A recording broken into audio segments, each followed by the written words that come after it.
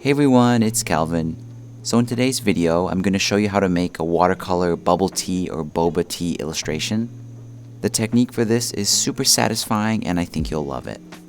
As always, I'll put a list of the brushes and textures I'm using for this in the description, and if you think I've earned it, don't forget to give this video a like.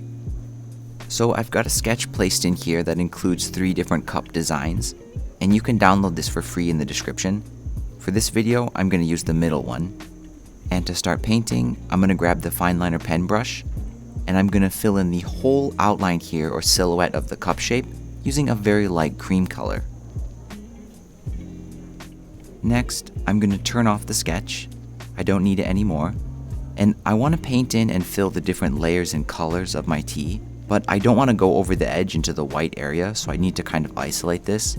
So to do that, I'm going to grab the selection tool, set to automatic, and I'm going to click and drag here and just select that shape.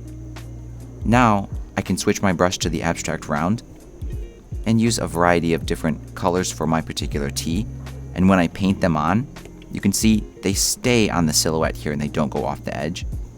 So I'm going to go through and add all the different colors and layers that I want for my bubble tea. And since this top curve here is the lid, I tried to make sure my layers ended here at the top of the cup. Next, I'm going to change my brush to the water blender, and I'm going to use this to soften up my layers just a little bit. And you can see I'm still limited to filling in the cup because that selection is still active. Now, if you want to make this blending effect a little bit more intense, you can go to the adjustments, go to liquefy, set it to crystals, and you can copy my settings down here. And if you use this brush with the Apple Pencil straight up and down, it does this kind of crystal effect in all directions. But if you lay the pencil on its side, you can kind of aim it actually. And I think this has a really interesting effect that suits the bubble tea.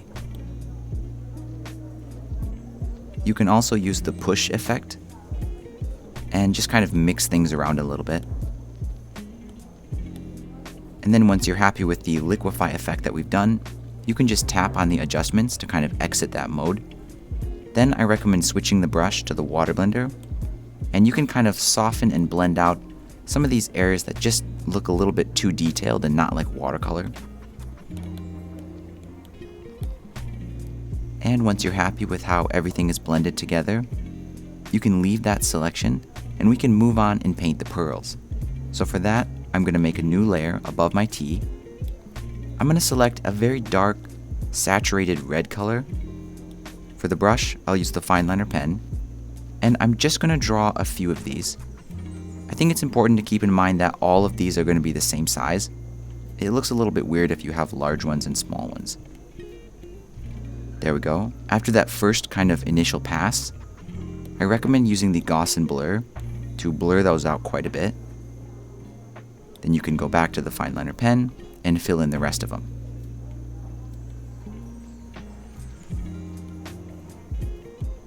Now this is optional, but sometimes it looks nice if the kind of layers of milk and tea are flowing into the bubbles. So if you want to create that effect, just make sure the tea layer here is selected. Grab the water blender brush, set it to about the same size as the bubbles, and you can kind of move this through and drag some of the syrup up. And then you can drag some of the milk down and kind of flow it so it's going between the bubbles. And now that the bubbles are done, I'm going to make a new layer above everything so far, and I'm going to paint the details for the cup.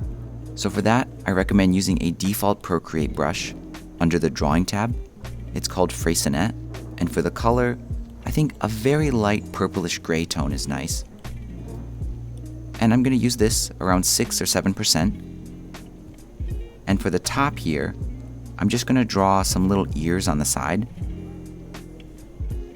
And then I'll go over the top. I'll add some lines here.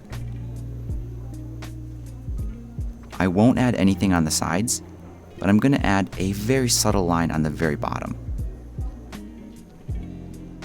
Then I'm going to change my color to pure white, and I'm going to go over it again, but I'm going to do it a little bit more sparingly. And once the cup is done, I can make the straw, and that's really easy. I'm going to make it on its own layer, but it's going to be below the cup layer. For the color, I think I'll do a light blue straw. For the brush, I'm going to go back to the watercolor kit. You could use pretty much any brush, but I'm going to use this one. And I'll just rough that in. Just keep in mind that the straws for the bubble tea are pretty wide. And I think to make it look more curved, I'm going to use the water blender to blend it. And then I can use the eraser brush to straighten it out a little bit. And if you don't like the color of the straw, you can easily adjust it. Just make sure that layer is selected. Then you can go to your adjustments, hue, saturation, and brightness, and you can just adjust the color like this. Now it's optional, but I think it looks nice to add some highlights to make this cup look kind of glossy. So I'm going to make a blank layer above everything. I'm going to use pure white. And for the brush, I'm going to go back to the Freycinet brush under the drawing tab. I'm going to use it at kind of a large size actually. And I'm going to do a highlight here on the top, just with a light pressure, and then pressing harder as I curve down. I'll do 2 little highlights here, a highlight down the side, and then one starting at the very bottom, because the bottom of this is curved. Then I'm going to use the eraser brush to make the sides of these highlights kind of parallel to the sides of the cup. Then I can adjust the opacity of this layer to control the strength of the highlights. And you don't have to, but if you want to make this look more authentic, you can add a logo. And there we go, this simple bubble tea is all done. Now in this video, I made a pretty simple one, but I think you can see how you can apply these same techniques with different colors and flavors, and you can create a huge variety of these. As usual, don't forget to like this video and subscribe to my channel if you haven't already, and you might like to watch one of these videos next.